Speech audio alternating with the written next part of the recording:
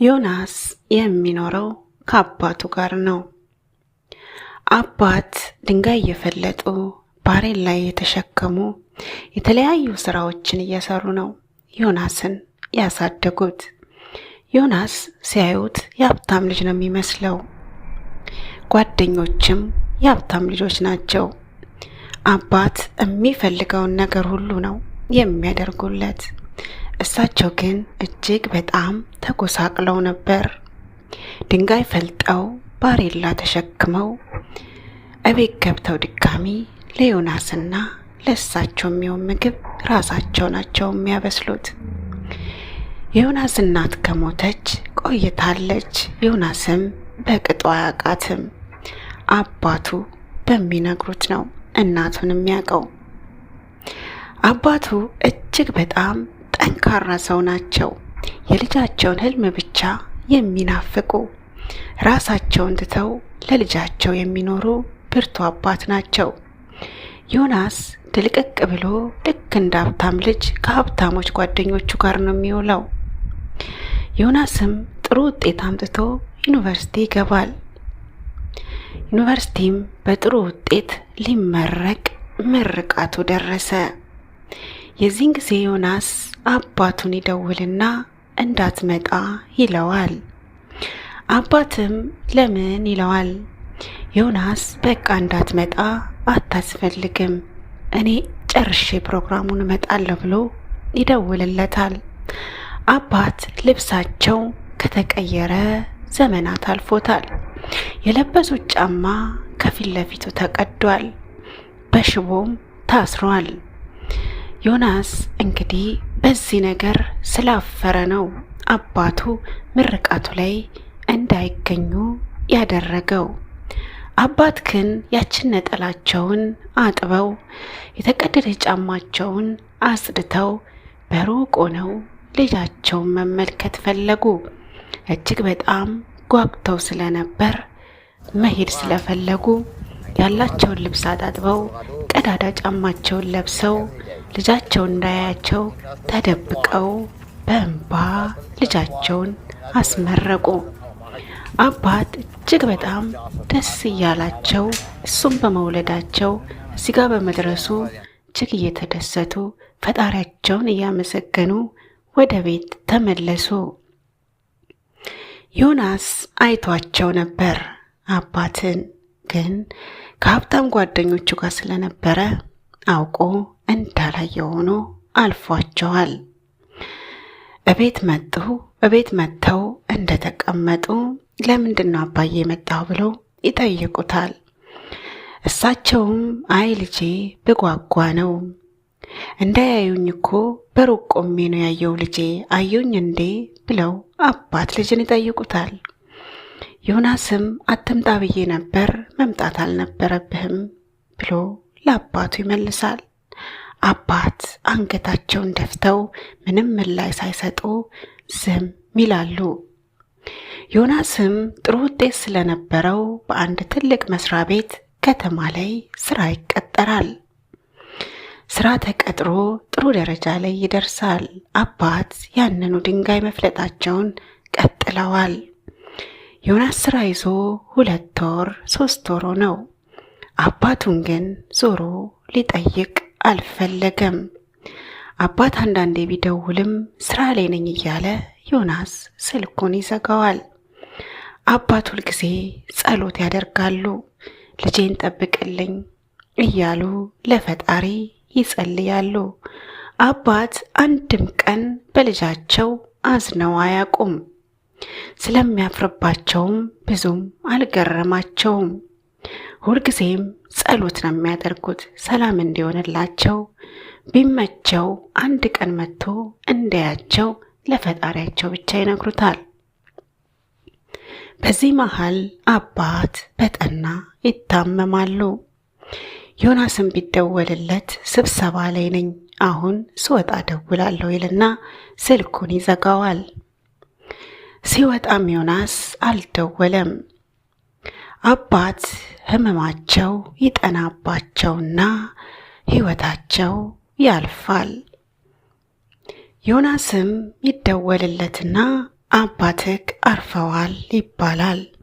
ዮናስ እየተሰባበረ አሁን ወደ ቤት ይመጣል። የዚህን ጊዜ ሁሉም ዮናስን ያፈጡበታል። ጎረቤቶቹ ደጋግመው ደውለውለት ስለነበር ተገርመዋል። ዮናስ የተጸጸተ ይመስላል።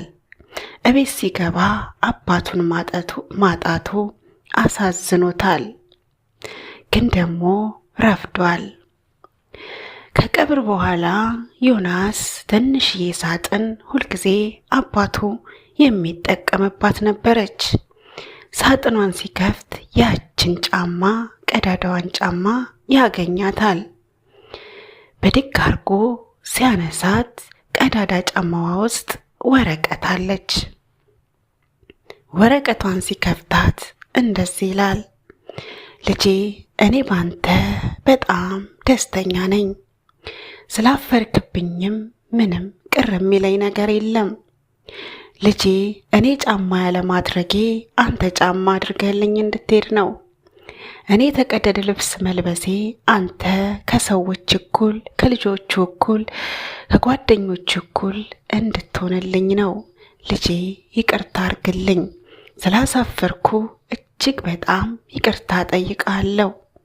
የኔ ልጅ ሁልጊዜም ራስን ጠብቅ። ዘመኔን ሁሉ ሳሳፍር እኖሬያለሁ። የኔ ልጅ ሁልጊዜም ራስ እንድትጠብቅ እነግርሃለሁ። የሚወድህ አባትህ ይላል። ዮናስ እጅግ በጣም አዘነ፣ ተጸጸተ። በቆመበት ደርቆ ቀረ። የያዘውን ቀዳዳ የአባቱን ጫማ፣ ያፈረበትን ጫማ እደረቱ ላይ ለጥፎ ማልቀስ ጀመረ። እጅግ በጣም ተጸጸተ። ግን ደግሞ ረፍዷል። እና ታሪኩ ይሄ ነው። እጅግ በጣም የሚያሳዝን ነው። እንግዲህ አባቶች ለእኛ ሲሉ ብዙ መከራ ያሳልፋሉ። የቀይ ጥቁር ሆነው እኛን አሳድገውናል። ድህነት ደግሞ የሚታፈርበት ነገር አይደለም። ለምን? በእነሱ መጥቆር ውስጥ እኛ እንታያለንና የመጥቆሪያቸው መንገድና የመክሳታቸው ምክንያት እኛ ልጆች ነንና ሁልጊዜም ቢሆን አባት እናታችንን እነሱ ሲያዩ እንዲደሰቱ እንጂ ሁልጊዜ እኛ እነሱ እንደምናፍርባቸው ወይም ደግሞ እኛ ጊዜ እንደማንሰጣቸው እንዲሰማቸው በጭራሽ ማድረግ አይኖርብንም። ከፈጣሪ በታች ፈጣሪያችን እነሱ ናቸው። የመጀመሪያ ፈጣሪያችን ፈጣሪ ሲሆን የምድር ፈጣሪዎቻችን ደግሞ እናትና አባቶቻችን ናቸው። ስለዚህ ሰዎችዬ ሁልጊዜም የሚቆጨንን ነገር አናድርግ። የምንኮራበት ሰው ቢኖር በምድር ላይ እናትና አባታችን መሆን አለበት። እነሱም ደግሞ እኛ እንደምንኮራባቸው በግልጽ ማወቅ አለባቸው። እንደምንኮራባቸው ማውራት ብቻ እንዲያውቁ ማድረግ ለነሱ ትልቅ ጥቅም አለው። ሞራል እንዲኖራቸው ያደርጋቸዋል። ስለዚህ በእናትና አባታችሁ ሁሌም እንደምትኮሩ፣ ሁሌም እንደምትወዷቸው በግልጽ ንገሯቸው። በኋላ እንዳይጸጽተን። ልክ እንደ ዮናስ አሁን ቢጸጸትም ምንም ቢል አባቱን ላያገኘው ተለያይቶታል።